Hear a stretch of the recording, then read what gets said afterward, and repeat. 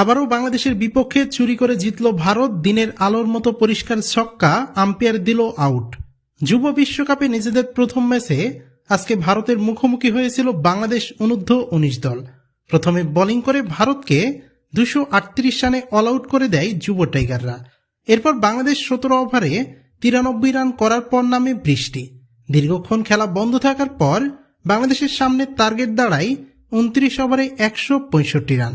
Captain Azizul হাকিমের 50-তে জয়ের দিকেই এগুচ্ছিল বাংলাদেশ। একটা পর্যায়ে 23 বলে বাংলাদেশের দরকার ছিল 36 রান, আর হাতে ছিল 5 উইকেট। সে সময় সজোরে ব্যাট হাঁকান সামিউন বশির। বাউন্ডারি লাইনে দুর্দান্ত ফিল্ডিং করেন বৈভব সূর্যবংশী। তবে রিপ্লেতে স্পষ্ট দেখা যায় ক্যাচটি নেওয়ার পর বৈভবের পা বাউন্ডারি লাইন স্পর্শ করে, এমনকি বাউন্ডারি কাভারও নড়তে দেখা যায়। তবে আম্পায়ার কোনোরকম হেজিটেশন ছাড়াই দিয়ে দেন আউটের সিদ্ধান্ত। আর সেখান থেকেই মরালি ডাউন বাংলাদেশ শেষ পর্যন্ত হেরেছে 18 রানের ব্যবধানে।